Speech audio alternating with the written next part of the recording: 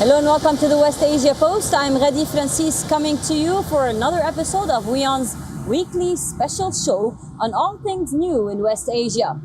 In the latest, America's President Donald Trump chooses to take over Gaza. This announcement has taken the world by storm. Arab leaders are not okay with it. Before we dive into this story and we talk about how Palestinians, especially in Gaza, stand firm on their ground, let us first take a look at what's making the headlines across the region.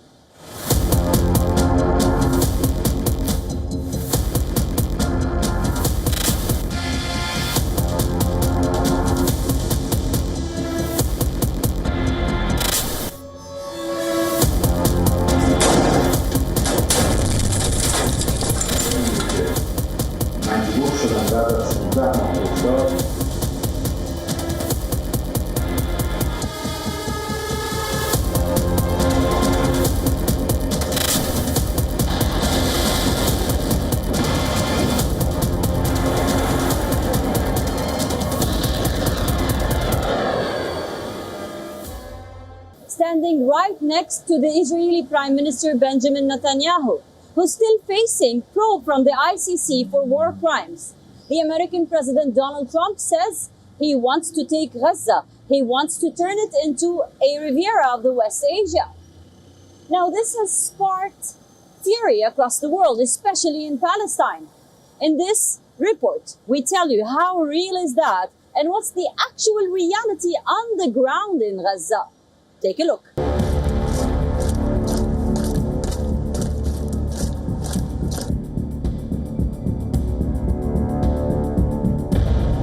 On Tuesday, US President Donald Trump announced takeover plans for Gaza, a move that would upend and fly in the face of decades of US policy on the Israel-Palestinian conflict. The US will take over the Gaza Strip, and we will do a job with it too. We'll own it and be responsible for dismantling all of the dangerous unexploded bombs and other weapons on the site, level the site and get rid of the destroyed buildings, level it out, create an economic development that will supply unlimited numbers of jobs and housing for the people of the area. The US president says he would rebuild Gaza and turn it into a dream destination, giving the area a whole new face. And I don't want to be cute, I don't want to be a wise guy, but the Riviera of the Middle East, this could be something that could be so bad, this could be so magnificent. Central to Trump's plan will be getting all Palestinians out of Gaza, either voluntarily or by force.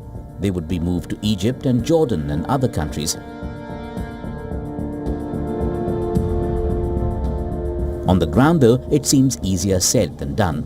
Palestinians returning to rubble after months say they will not be dislocated again. Palestinians in the besieged enclave remain steadfast on their ground, rejecting Trump's claims. We are staying steadfast in our land here. Who wants to rebuild should not kick us out under the pretext of rebuilding. You helped Israel in the first place in this destruction that we can see here. Therefore, you have to rebuild for us while we are on this land. You can't say that we have to leave in order for you to rebuild.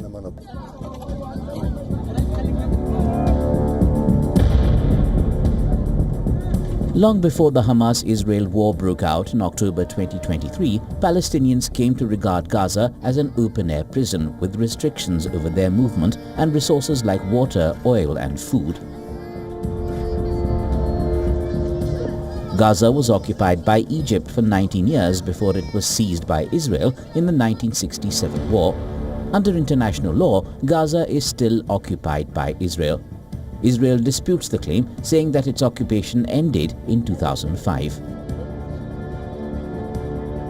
Around 3/4 of UN members recognize Gaza as part of a sovereign state of Palestine, but the US does not. The question is Gaza and its people ready to change hands again? Can the enclave overlooking the Mediterranean Sea really come under US ownership? The UN Charter considers use of force against territorial integrity or political independence as illegal. It is vital to stay true to the bedrock of international law. it is essential to avoid any form of ethnic cleansing. The Strip is currently governed by Hamas, and Hamas has made it clear that it won't agree to a takeover. Gaza is certainly not a common land, and it is not a property that can be bought and sold. American bias towards Israel and against our Palestinian people and against their just rights continues and is confirmed by such statements. This is what Trump said about resettling Palestinians in the Gaza Strip. The only reason the Palestinians want to go back to Gaza is they have no alternative. It's right now a demolition site. This is just a demolition site. Virtually every building is down. They're living under fallen concrete that's very dangerous and very precarious. Article 49 of the Geneva Convention prohibits forced displacement. So where will the Palestinians go? Neighboring countries have rejected the idea. Even if Trump ignored the likely breaches of international law, the Trump administration would need the backing of the international community. However, UN, European and America's allies back a two-state solution. And it shouldn't be. It should be funded. Gaza, they must be allowed home. They must be allowed to rebuild, and we should be with them in that rebuild on the way to a two-state solution. And where will the Palestinians go? Where will they live with their own country? Therefore, it is something practically incomprehensible. Such proposals are not only unacceptable under international law, I also do not believe that they will form a serious basis for the upcoming talks between the regional actors and the U.S. administration. Negotiations on Phase 2 of the 2-week-old ceasefire between Israel and Hamas have barely begun. And many have warned already that Trump's remarks are a recipe for chaos in the region.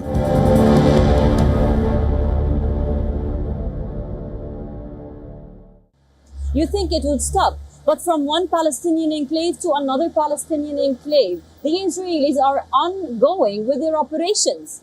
In the latest, they have started raiding the occupied West Bank. Now, there's no Hamas in the West Bank. Why are dozens of Palestinians forcibly leaving their homes? Why are the Jenin camp residents outside their homes? In the next story, we tell you what is Israel doing now.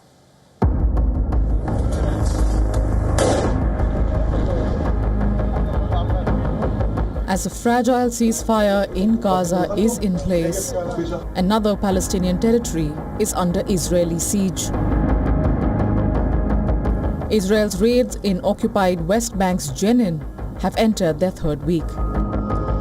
UN says Israeli offensive on refugee camps have displaced as many as 5,000 Palestinians since December. 3,000 families are displaced from the Tulkarem camp alone. Dozens of houses are facing blanket bombings in the region.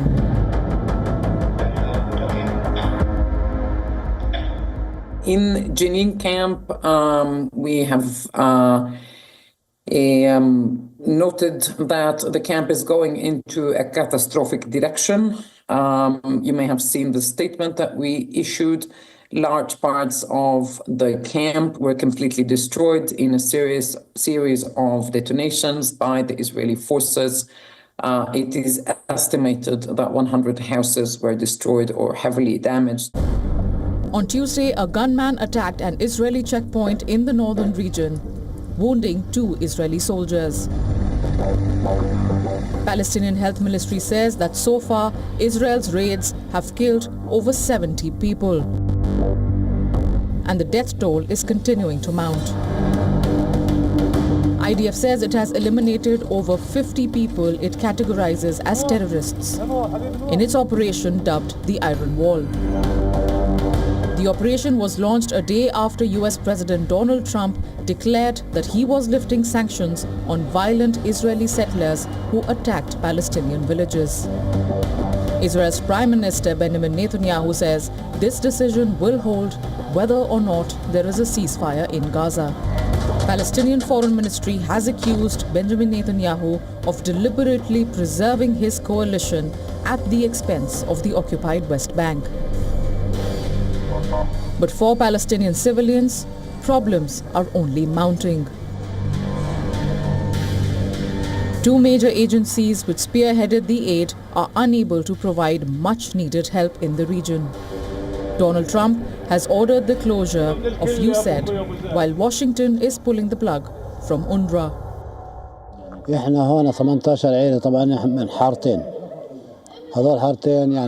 We had been suffering in the camp for 60 days. We had no water or infrastructure in the camp. For 50 days, the Palestinian Authority besieged the camp, preventing us from going anywhere.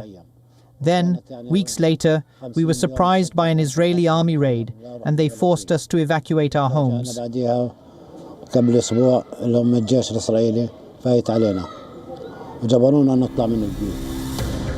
Experts even say that Donald Trump's return to power as president has bolstered right-wing lawmakers in Israel to increase Israeli settlements in occupied West Bank.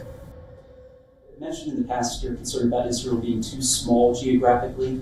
Would you support annexation of parts of the West Bank by Israel? Well, I'm not going to talk about that. It certainly is a small country in terms of land. See this pen, this wonderful pen? My desk is the Middle East.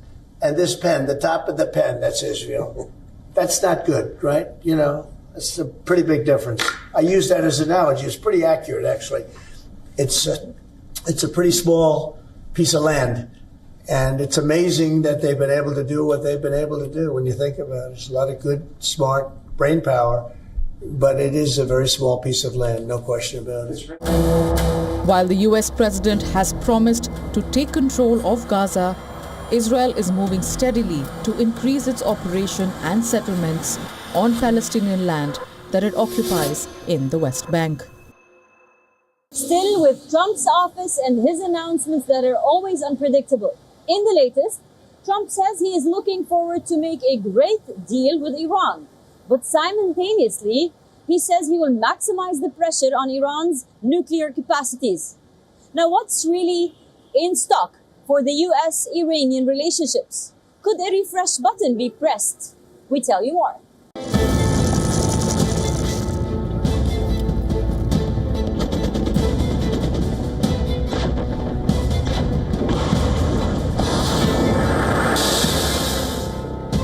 A new US report emerged this week, suggesting that Iran is exploring ways to build a nuclear weapon. It claims that Joe Biden administration in its final days collected data on Tehran's nuclear facilities. American intelligence has warned Iranian weapons engineers and scientists are looking for a shortcut that would help them turn their growing stockpile of nuclear fuel into a workable weapon in a matter of months. US President Donald Trump, in his recent meeting with Israeli Prime Minister, has also acknowledged that Iran is getting stronger. So you say Iran is so weak. I appreciate you saying that. They're not weak. They're very strong right now, and we're not going to allow them to have a nuclear weapon.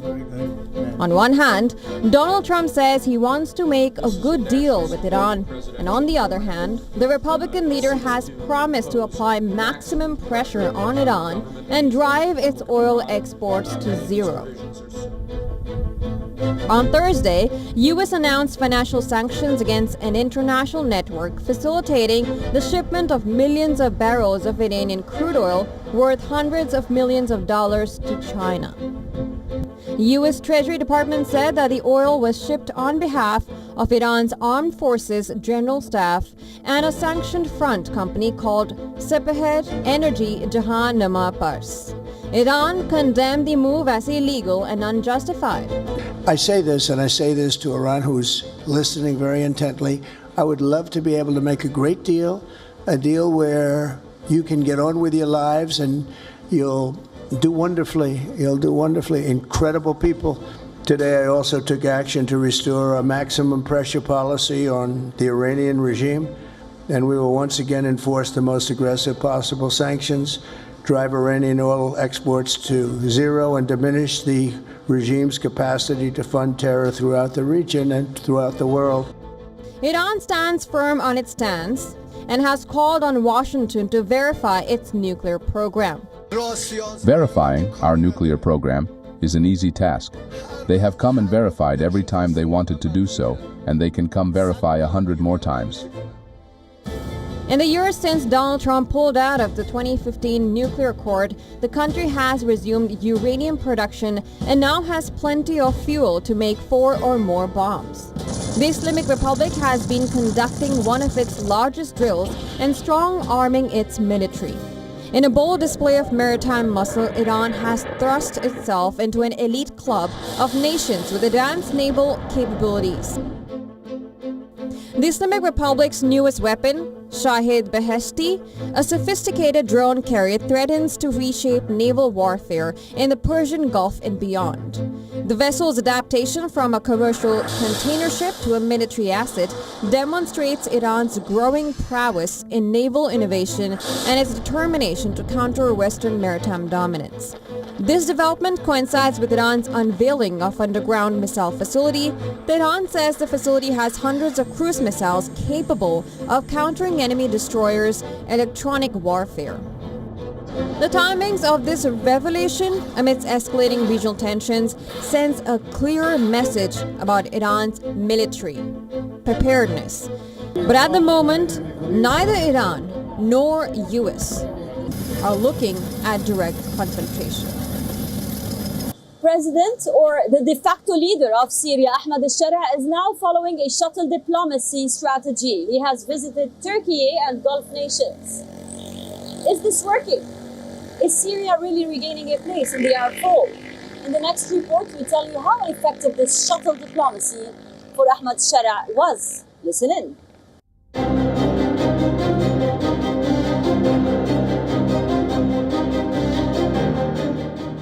Syria's interim president and de facto ruler, Ahmed al-Shara, is courting the West to lift sanctions on Damascus.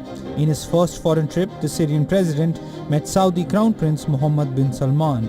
The meeting in Riyadh was Ahmed al-Shara's first stop since the ouster of Bashar al-Assad. After facing years of isolation, Syria was only welcomed back into the Arab fold 2 years ago. The Arab League suspended Syria after the eruption of the civil war during the Assad regime. Arab countries have also been concerned about Syria's production and trade of Captagon, which is an amphetamine-like drug used in the oil-producing Gulf states by partygoers and laborers alike. Western anti-narcotics officials said that Captagon has for years been mass-produced in Syria and that Jordan is a transit route to the Gulf countries. The new Syrian leader has promised to bust the drug network and is leaving no stone unturned to rebuild ties with the Arab states. Riyadh says it is actively engaging with Europe and the US to help lift economic sanctions on Syria. They are working, as I pointed out in my introductory remarks, also with the international community, because one of the main obstacles, and you mentioned it also in your question to the minister, is sanctions. And we have to work together to lift the sanctions in a way that allows the flow of investment, the flow of resources to come into Syria. The Syrian president also visited Turkiye, a nation that has also backed Syria's armed and political opposition to ousted leaders Bashar al-Assad. The NATO member, who has long been fighting PKK and Islamic State elements across Syria, is now looking to collaborate with the new regime. The basis of our policy towards Syria has always been the preservation of the territorial integrity and unity of this country. The meeting we had with Mr. Shara today was also conducted in a sincere atmosphere built on this principle. My dear brother and I evaluated the joint steps that can be taken to establish security and economic stability in the country.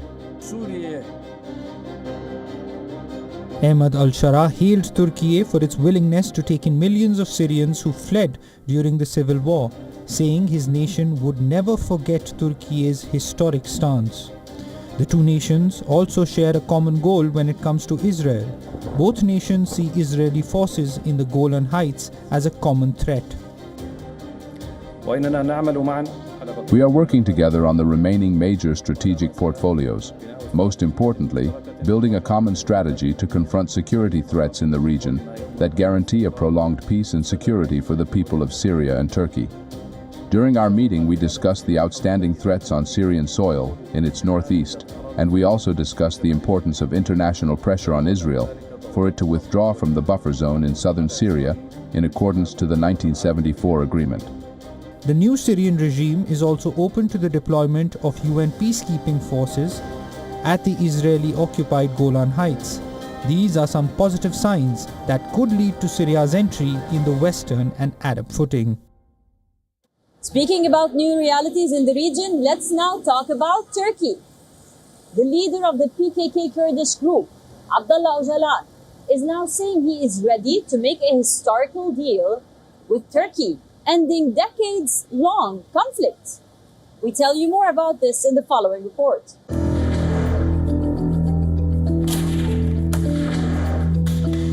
Turkiye is anxious ahead of an announcement by the jailed Kurdish militant leader Abdullah Öcalan on Feb 15th, on the anniversary of his arrest. The jailed leader is also the founder of the Kurdistan Workers' Party and is serving life without parole in a prison near Istanbul since 1999. The impact of his speech is impossible to predict, but Turkiye's pro-Kurdish party says Öcalan's announcement is inevitable. Mr. Öcalan is preparing to make a historic call in the coming days for a complete and permanent solution to the Kurdish problem and for the construction of a democratic Turkey. Yes, Mr. Öcalan is preparing for a historic call and will make this historic call soon.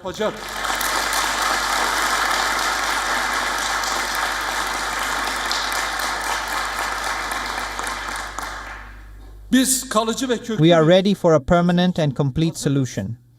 We value, support, and stand behind this historic call that will be made. We also call on the government to strengthen the ground that will correspond to the seriousness of this call and to play its role in the historic solution.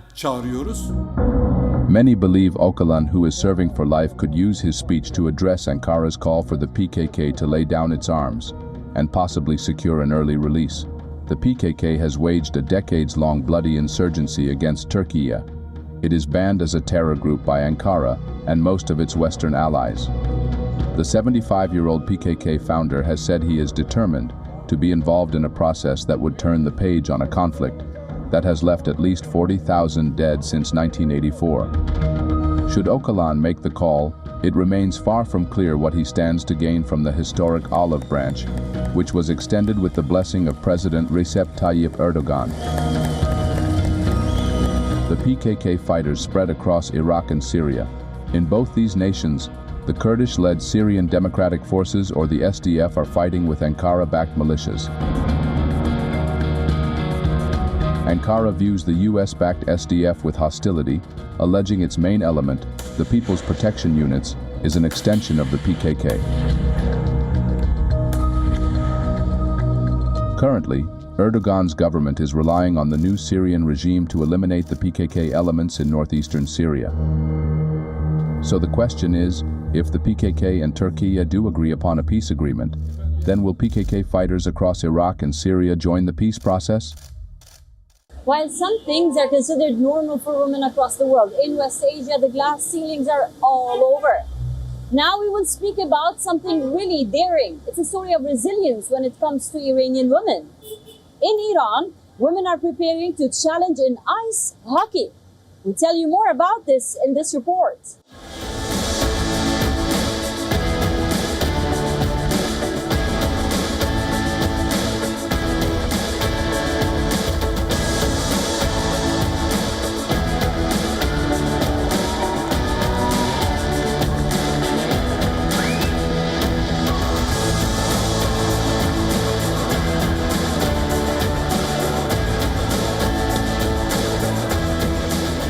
The first time I was given a stick, I fell in love with this sport. I researched about it and fell in love with it even more. We observe hijab when we play. And no, we have no restrictions. Our jerseys are exactly the same as men, even from the outside. Sometimes you can't tell if a girl is playing or a boy.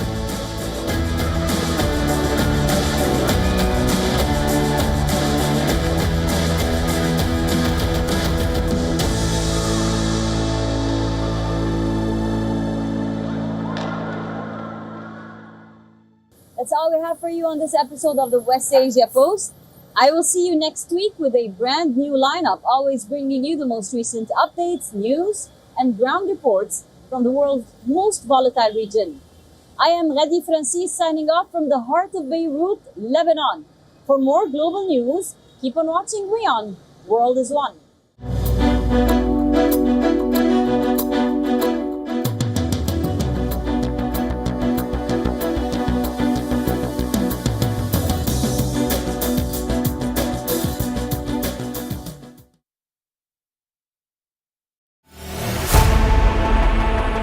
Know more, understand better, think ahead. Hello and a very warm welcome. You are watching Gravitas with me, Molly Gambhir.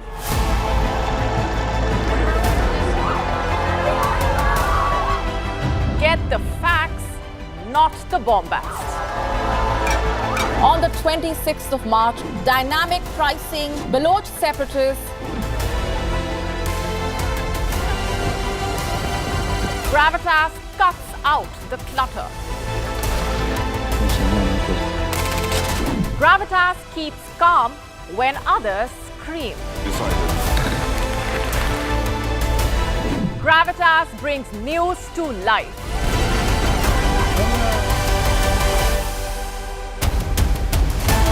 Weekday